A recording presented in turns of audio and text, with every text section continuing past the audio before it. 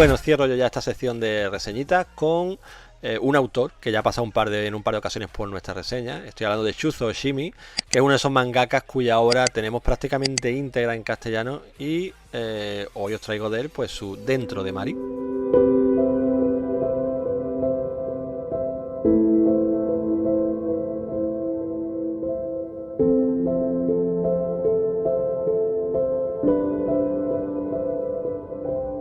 Oshimi es un autor muy conocido por mangas como por ejemplo Las Flores del Mal, Happiness o Rastros de Sangre. Es un tipo capaz de tocar temas de cualquier tipo para llevárselo siempre a su terreno y usarlo un poco como excusa al final para diseccionar la mente de su protagonista, que es lo que a él de verdad le gusta.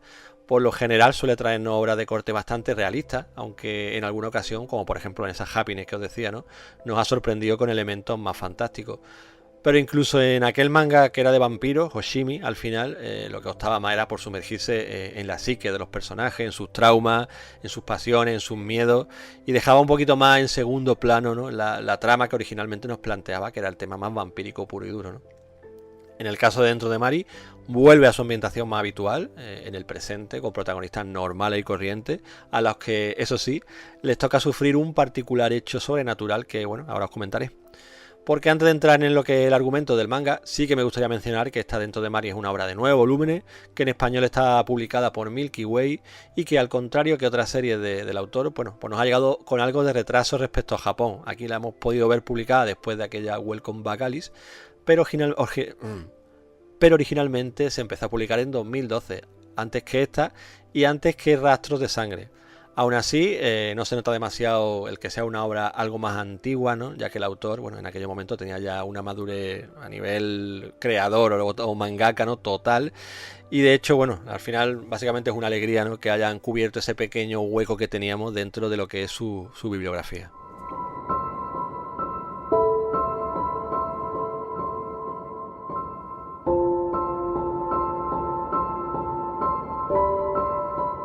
La historia de Dentro de Mari es algo más sencilla que la de sus mangas más populares. Se sigue manteniendo en esa línea de relatos íntimos, con situaciones bastante complejas y comprometidas, ¿no?, a un nivel más personal, pero que luego tienen poca repercusión, no más allá de los 2 o 3 personajes que vienen a sufrir el peso del acontecimiento. Además, toca un tema que relaciona muy de cerca este manga con el de Welcome Back Alice, que es el de la identidad sexual y la apariencia. En el manga vamos a conocer a Isao Komori, que es un universitario que cambió su vida de estudiante básicamente por la de Hikikomori, es decir, por eso de pasarse el día encerrado en casa jugando videojuegos con cero miras puestas en su futuro. Lo único que le saca de esa monotonía es cuando cada noche a la misma hora visita un konbini, una tienda 24 horas, para cruzarse allí con Alice, que es una preciosa estudiante de instituto a la que básicamente la tiene como endiosada, ¿no? Una de esas noches decide seguirla de vuelta a casa y al día siguiente, cuando se despierta, se encuentra con una sorpresa, que su mente está ahora dentro del cuerpo de Mari y deberá llevar a cabo la vida que ella llevaba. Vive en casa de los padres de Mari, tiene que ir a clase cada día y tiene que tratar con todo su círculo, sus amigas y compañeros. De hecho, es precisamente una de estas amigas la única que se percata de que Mari ha cambiado, ¿no? Y será ella, la que va a intentar ayudar a este Komori a recuperar su cuerpo y devolverle el suyo a Mari. Recuerdo que cuando leí esta sinopsis, pues pensé, joder, tío, otra historia de intercambio de cuerpos. Porque a mí personalmente es que me resulta ya un recurso bastante manío, ¿no?, que está muy trillado, ya no solo dentro del cómic, sino dentro de series, de cine, literatura, etcétera, etcétera. Pero viniendo de Oshimi, yo di por sentado algo que después se fue confirmando a los pocos capítulos, y era que esta obra no iba a tirar por los cauces habituales y previsibles dentro de este tipo de relatos de intercambio de cuerpos, ¿no? Dentro de Mari cuenta con su línea argumental, que está más centrada en el misterio, que es un argumento que realmente está interesante, ¿no?, donde los 2 personajes que os he mencionado pues van a tener que buscarle un poco de sentido a este cambio de cuerpo, averiguar qué ha pasado, sobre todo dónde ha ido la conciencia de Mari, ¿no?, ahora que Komori es el que está dentro de su cuerpo. Y está guay, toda esta parte digamos que es atractiva, pero sinceramente no tendría el peso suficiente para que la lectura destacara si no fuera por todo lo que la envuelve. Aquí he olvidado de ver un enfoque rollo cómico como esa película de Big, ¿no?, de Tom Hanks y demás, o uno un poquito más picantón, por ejemplo, como vimos en el manga este de Yagan, ¿no?, que tiene una subtrama donde también se da este intercambio de cuerpos. Oshimi lo va a usar como una excusa, ¿no?, para ahondar en lo que es la crisis de identidad o en tratar de entender cómo ve el mundo desde un punto de vista muy diferente al que uno debería ver por naturaleza. Los que hayáis leído alguna obra de este mangaka sabréis que además suele extenderse bastante en los textos adicionales que siempre hay al final del tomo. En ellos, bueno, cuenta una cantidad enorme de temas personales de Oshimi que llega incluso a incomodarnos en algunas ocasiones de lo que se expone a sí mismo, tío, porque suele hablar de, yo qué sé, tío, de cómo lleva, por ejemplo, a la masturbación, de sus experiencias sexuales más personales, de todas sus filias, de sus fobias. Y en este caso, tal y como vimos además en Welcome Back Alice, se centra mucho en el interés personal que tiene por descubrir el mundo desde el punto de vista de una mujer, una perspectiva de la vida que obviamente es completamente inaccesible para cualquier hombre, ¿no? Así que durante todos los tomos le da muchas vueltas a ese tema en esos textos finales y por supuesto también obviamente lo refleja de forma magistral en lo que es las páginas del propio manga. Allí veremos cómo Komori, el protagonista, se ve arrastrado a esa transformación de sexo, digamos, obligada, ¿no?, pasando en muchos aspectos y de forma natural de pensar como un hombre a hacerlo, bueno, pues como una mujer. Y esto es sobre todo debido, pues más que nada a las imposiciones externas, a los prejuicios, etcétera, etcétera. Temas que van llevándole a una especie de deriva mental, ¿no?, que hace que este hombre al final, por momentos, bueno, pues dude de su propia personalidad y de su naturaleza. Algo que muchas veces yo me planteo si realmente también le sucede al bueno de Oshimi, al autor, tío, sobre todo viendo las cosas que escribe, porque es que tienen mucho en común con el protagonista de este manga, por lo que nos cuenta. Pero el tema es que todo esto pues resulta muy interesante por la forma de contarlo del autor, porque es un tipo que tiene un talento narrativo espectacular, como viene demostrando en todos los mangas que tenemos aquí en España suyo.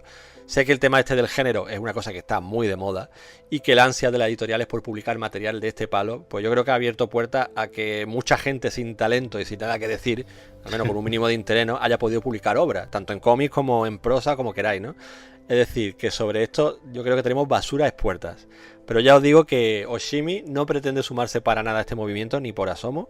Lo que él viene a hacer es cerrarle la puerta a todo y a todos. Se sienta en su rincón con sus pensamientos, con sus rayaduras mentales súper personales y se pone a escribir para que intentemos entender lo que él mismo siente. Al final, tanto este como cualquiera de sus mangas, a mí lo que me parece es una especie de grito desesperado del autor para intentar hacernos llegar a algún tipo de, pues, sus frustraciones personales, sus traumas, todo ese tipo de historias, tío, que mucha gente iría al psicólogo, pero parece que Oshimi lo que decide es vomitarlo todo en sus mangas, algo que no sé si le vendrá bien a él como terapia, pero que yo, desde luego, como lector, lo agradezco enormemente. Hombre, tiene toda la pinta que hace eso mismo que has dicho, Oli. Es que lo hemos hablado muchas veces, no solamente esta es Welcome Back Alice, ya lo he mencionado, ¿para qué me voy a repetir? El tío es que parece lo que tú dices, es que un grito de desesperación de lo que no puedo decir yo con mi propia voz, lo digo a través de mis mangas. Obviamente. Y es brutal, ¿eh? Me parece una forma... Lo que decía, no sé si le servirá para sanearse la mente. Quizá, ya te digo, ya al psicoterapeuta le puede ayudar más, ¿no? Pero si el tío decide hacerlo así, quizá le sirva como de fogue a él mismo, ¿no? A mí me parece maravilloso porque es que lo expresa de puta madre, tío. Entonces, no sé, te hace sentir, te hace ver cosas que tú no ves, pero no sé, te hace entenderlas, tío, que es importante. Que yo creo que mucha gente intenta expresar ciertas cosas en sus cómics, en sus libros, o donde sea, y no te llega el mensaje. Pero yo creo que Oshimi tiene la virtud, tío, de que te hace ver las cosas desde su punto de vista y te rayas, tío. Bueno, te hace sentir un poco de pena a veces, pues tanto por el prota como por el propio Oshimi, que después el tío, ya digo, se despelota al final y te demuestra que todo lo que está contando es su propia experiencia, tío. Y te deja pillado.